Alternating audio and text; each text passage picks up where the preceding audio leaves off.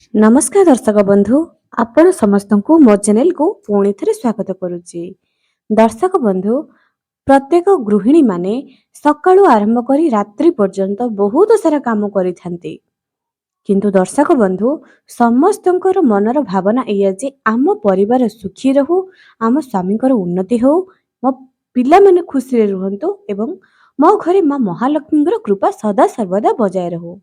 दर्शक बंधु जदि विवाहिता महिला माने एही भूल करिथांती, एही 10टी भूल करिथांती, सेही घरे मां लक्ष्मी कदापि प्रवेश करिनथांती। मां लक्ष्मींकर सबुठारु बहुत कष्ट दिए एही सबु काम। मां लक्ष्मी क्रोधी होइथांती जदि आपण माने एही काम निज घरे करिथांती।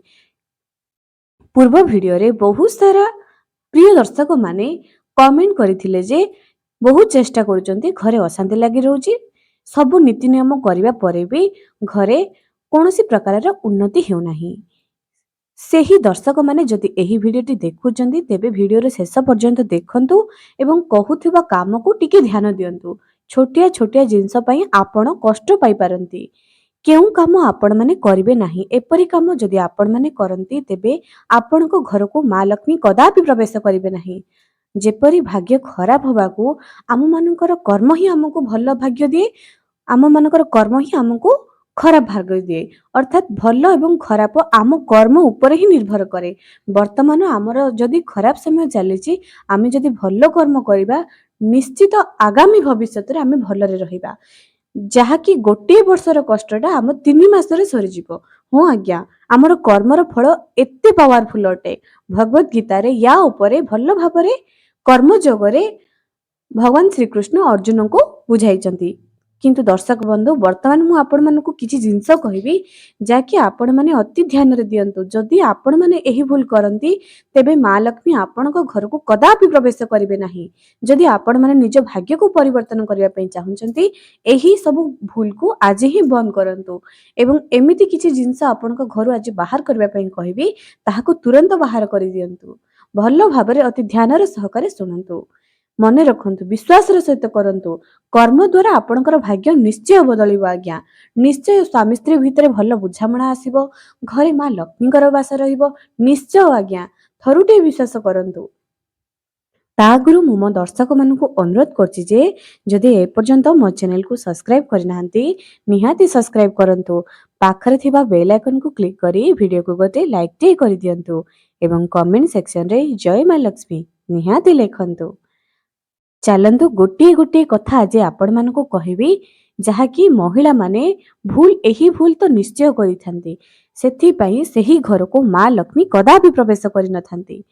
प्रथम जिंस जेते बेले आपण माने रुटी बेलुचंती, रुटी बेली सारिबा परे रुटीर बेलणा चकी एही दुईटी तापर रुटी बेलणार चारिपटे जो अटा तळे पड़िथिबो एहाको आपण माने कोन करूथिबे काम व्यस्तता भितरे ताहाको सेपरी छाड़ी दउथिबे, सेपरी छाड़ी दउथिबे पछे करबी बोली भाबुथिबे। नाही आज्ञा, एपरी करिबा द्वारा घर को दरिद्रता आसी थाए। तेणु रुटी बेली सारिबा परे चारिपटे जो अटा थाए ताहाको तुरंत सफा करि दियंतु एवं रुटी बेली सारिबा परे तुरंत सेही बेलणा एवं चौकी को सफा करंतु। एही भूल जदि करूचंती सुधुरी जांतु आज्ञा। धीरे धीरे भाग्य बदलिबो आज्ञा। करंतु तो आपण माने निजे कहिबे आपणको भाग्यर उन्नति आसिलानी कि नाही। द्वितीय जिंसटी एयाटे जे केबे भी आपणकर शयन कक्षरे छुआ मानकू बेड खट उपरे बसाई करी पाठ पढ़ाइबे नाही। खट उपरे बसी करी कोनोसी भी सदस्य खाद्य ग्रहण करिवे नाही। खाई सारिबा परे कोनोसी भी जिंस मुंडरे पोछिबे नाही एवं भोजन करि सारिबा परे हाथ धोइबे नाही थाली रे। भोजन करि सारिबा परे जेउ अइठा थाली थिबो ताहाको तुरंत उठाई देबे।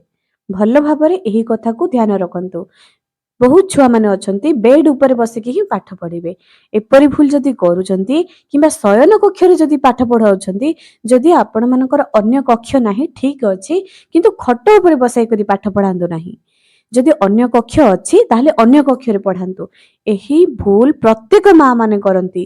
पुणी चिंता करंती जे मो छुआ मानकर पाठ होउनी बोली एवं धनहानि होउची। छुआ माने भल चाकरी करि पारनांती। छोट भेलु तांकर कर्म द्वारा तांको भाग्य बदलिबो। छुआ मानकर भाग्य भी आमे माने चाहिले निश्चय बदले पारिबा।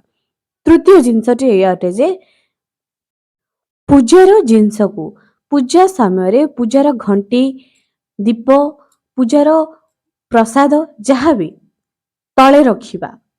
ବହୁତ ଜଣ ଏହି ଭୁଲ କରନ୍ତି, ପୂଜା କରିବା ସମୟରେ ଛିଡ଼ା ହୋଇକରି ପୂଜା କରନ୍ତି ଏବଂ ପୂଜାର ଜିନିଷ ସବୁକୁ ତଳେ ରଖିଦିଅନ୍ତି।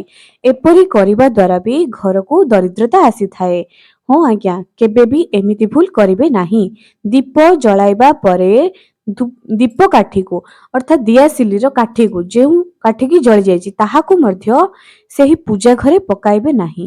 ଧୂପ କାଠିର ଧୂଆଁକୁ, ଧୂପ କାଠିର ଧୂପବତୀକୁ, ଯେଉଁ ଧୂପକାଠି ଜଳି ଜାରିବା ପରେ ଯେଉଁ ଧୂପବତୀ ତଳେ ପଡ଼ିଥାଏ ତାହାକୁ ବି ବେଶୀ ସମୟ ରଖିବେ ନାହିଁ। ଗୋଟିଏ ପ୍ଲେଟ ରଖିଦେବେ, ଯେଉଁ ପ୍ଲେଟରେ କି ଧୂପକାଠିର ଯେଉଁ ଧୂପବତୀ ପଡ଼ିବ ତାହାକୁ ସଫା କରିଦେଉଥିବେ। ବହୁତ ସମୟ ରଖିବେନି ଆଜ୍ଞା। ଏହି ଭୁଲ ପ୍ରତ୍ୟେକ ଗୃହିଣୀ ମାନେ କରନ୍ତି। ଛୋଟିଆ ଛୋଟିଆ ଭୁଲ ଆପଣଙ୍କର ଜୀବନ ବଦଳାଇ ଦେବ। ମୁଁ ଆଜି ଛୋଟିଆ ଛୋଟିଆ ଜିନିଷ ସବୁ ନେଇ ଆସିଛି ଯେଉଁଥିପାଇଁ କି ଆପଣଙ୍କ ଘରେ ମା ଲକ୍ଷ୍ମୀ ପୃଷ୍ଟ ହୁଅନ୍ତି।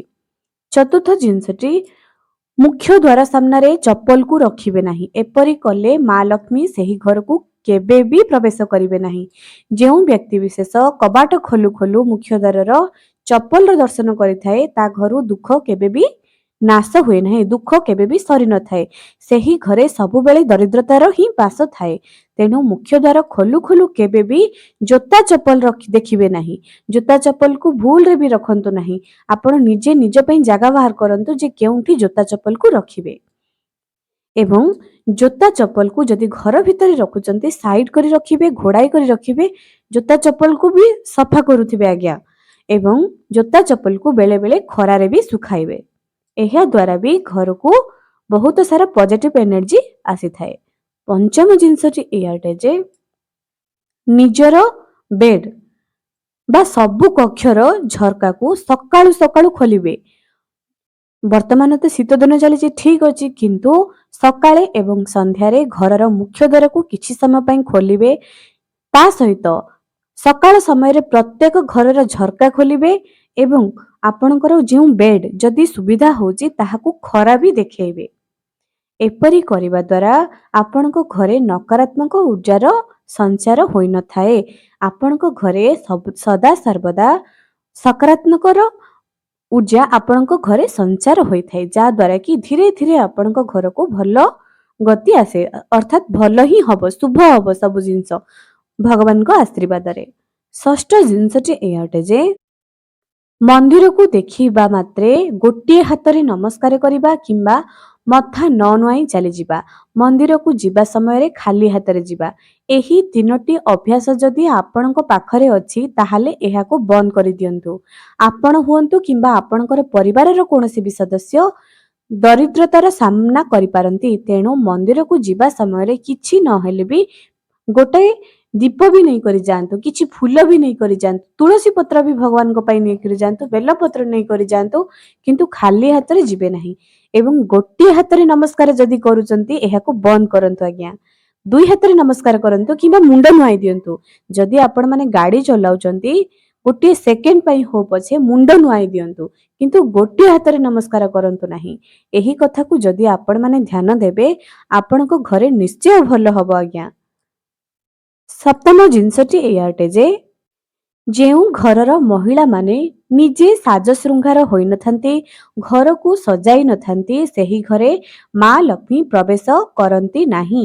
ସାଜଶୃଙ୍ଗାର ଅର୍ଥ ମହିଳାମାନଙ୍କର ସବୁଦିନ ବନାରସୀ ପାଟ ପିନ୍ଧିକରି ରୋଷେଇ କରିବାକୁ କୁହାଯାଉନି ଆଜ୍ଞା।